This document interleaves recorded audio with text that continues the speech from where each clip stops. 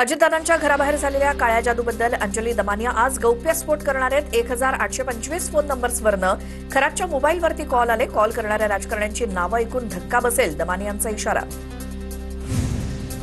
जर दमानियांचे सीडीआर खोटे आहेत असं फडणवीसांचं म्हणणं आहे, तर अजूनपर्यंत दमानियांना अटक का केली नाही? आणि जर दमानिया खरं बोलत असेल तर चाकणकर भगिनींना अशी रॉयल ट्रीटमेंट कशासाठी? सुषमा अंधारेंचे सवाल. मर्सिडीज कार घेऊन दे, अन्यथा तुझा मृत्यू होईल, असं म्हणत अशोक खरातनं बांधकाम व्यावसायिकांना लाटली आलिशान कार. गाडीची किंमत 90 लाखांच्या वर.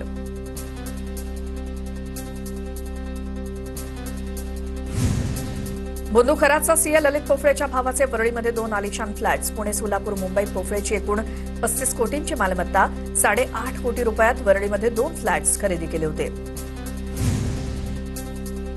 अमरावतीत प्रेमाच्या जाळ्यात अडकवून 180 महिलांचं शोषण. 350हून अधिक अश्लील व्हिडिओ सोशल मीडियावरती व्हायरल. आरोपी मोहम्मद अयाज मोहम्मद तन्वीरला 21 तारखेपर्यंत पोलीस कोठडी. तर या प्रकरणात आणखी एका आरोपीची वाढ. अमरावतीच्या परतवाडामधील लैंगिक अत्याचार प्रकरणातील आरोपी एमआयएमचा पदाधिकारी शहराध्यक्ष हाजी इरफान खान यांच्याकडून नियुक्तीपत्र स्वीकारतानाचा फोटो समोर. मनपा निवडणुकीच्या वेळी ओवेसींच्या सभेदरम्यान स्टेजवरती उपस्थित राहून रील शूट्स. मुंबईत भाड्याच्या खोलीत सुरू होती 30 कोटींची एमडी ड्रग्जची फॅक्टरी. गुजरात पोलिसांच्या ताब्यातून फरार झालेला कुख्यात ड्रग तस्कर मुंबईमध्ये सक्रिय होता. अंधेरीतल्या चाळीमध्ये 15.44 ग्रॅम एमडी ड्रग्ज जप्त. आरोपी मोहम्मद आरिफ मोहम्मद इलियास याला ताब्यात घेतलं. नाशिकच्या टीसीएस कंपनीतील धर्मांतरण प्रकरणात कंपनीतील संशयितांच्या बँक खात्यांची एसआयटीकडनं चौकशी. 2022 पासून आरोपींनी कट्टरतेचं जाळं विणल्याचा संशय. महिला अत्याचार धर्मांतरण प्रकरणाची तपासणी तीव्र होणार. पंतप्रधान मोदी आणि डोनाल्ड ट्रम्प यांच्यामध्ये फोनवरून चर्चा झाली. मोदी आणि ट्रम्प यांच्यामध्ये जवळपास 40 मिनिटं चर्चा. इराण आणि अमेरिकेमधील संघर्षाच्या पार्श्वभूमीवर चर्चेला महत्त्व. केंद्र सरकारकडून लोकसभेतील एकूण जागांची संख्या वाढवण्याच्या दृष्टीनं महत्त्वाचं पाऊल. प्रस्तावित 131व्या घटना दुरुस्ती अंतर्गत एकूण जागांची संख्या 850 पर्यंत जाणार. 2026 पूर्वीच्या लोकसंख्येनुसार डिलिमिटेशन करण्याची तयारी. नारी शक्ती वंदन विधेयकाच्या जनजागृतीसाठी भाजपचा पुढाकार. आज संध्याकाळी 5 वाजता चर्चगेटच्या केसी कॉलेजमध्ये मुख्यमंत्री फडणवीस महिलांना संबोधित करणार. नारी शक्ती विचार मंच सामाजिक संस्थेकडनं संमेलनाचं आयोजन. मुख्यमंत्री फडणवीसांचं महाराष्ट्रातील सर्व खासदारांना पत्र. महिला आरक्षण विधेयकाला पाठिंबा देण्याचं आवाहन. सूत्रांची माहिती. विधेयकाला पाठिंबा देत ऐतिहासिक क्षणाचे साक्षीदार व्हा, असं पत्र. नारी शक्ती वंदन अधिनियमाला शिंदेंच्या शिवसेनेकडनं समर्थन. समर्थनासाठी उपमुख्यमंत्री शिंदेंचं पंतप्रधान मोदींना पत्र. मोदींनी महिलांविषयी घेतलेल्या ऐतिहासिक निर्णयाचं शिंदेंकडनं कौतुक. 1 मे पासून परवानाधारक रिक्षा आणि टॅक्सी चालकांसाठी मराठी भाषा अनिवार्य. चालकांना मराठी लिहिता आणि वाचता येतं का याची पडताळणी केली जाणार. मराठी भाषा येत नसल्यास चालकाचे परवाने रद्द करण्याचा प्रताप सरनाईकांचा इशारा.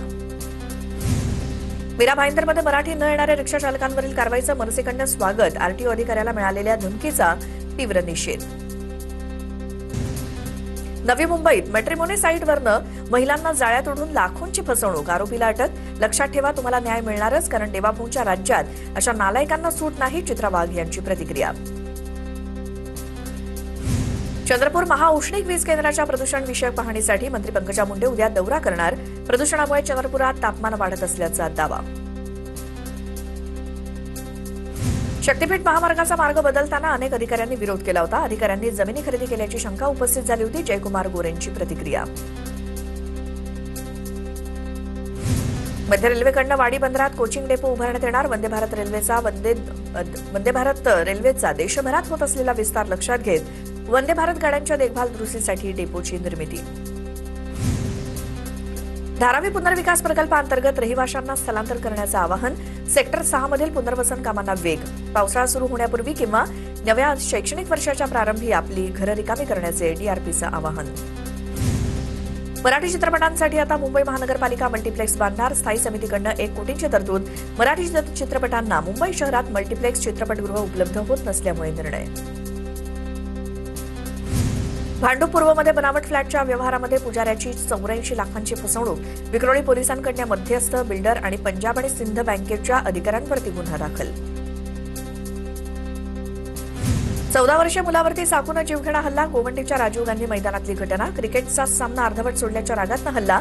2 अल्पवयीन गुन्हेगार शिवाजीनगर पोलिसांच्या ताब्यात.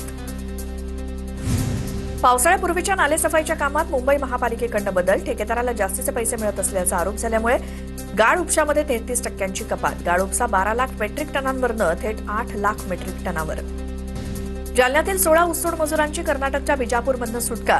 घरसावंगी पोलिसांनी बिजापूर पोलिसांच्या वतीनं मजुरांची सुटका केली. ऊसतोडीसाठी गेलेल्या 16 मजुरांसह 4 मुलांना कंत्राटदारानं डांबून ठेवलं होतं. पालघरच्या केळवे रोड परिसरात ममता ज्वेलर्सवरती दरोडा. पाव किलो सोनं आणि रोख रक्कम लुटली. दुकान बंद करून सोनं घरी घेऊन जाणाऱ्या ज्वेलर्स मालकावरती हल्ला करत लूटमार.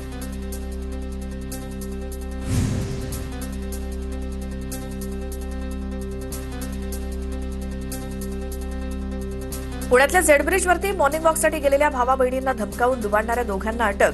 सीए परीक्षेची तयारी करणाऱ्या एका तरुणाला आणि त्याच्या बहिणीला कोयत्याचा धाक दाखवत लुटलं.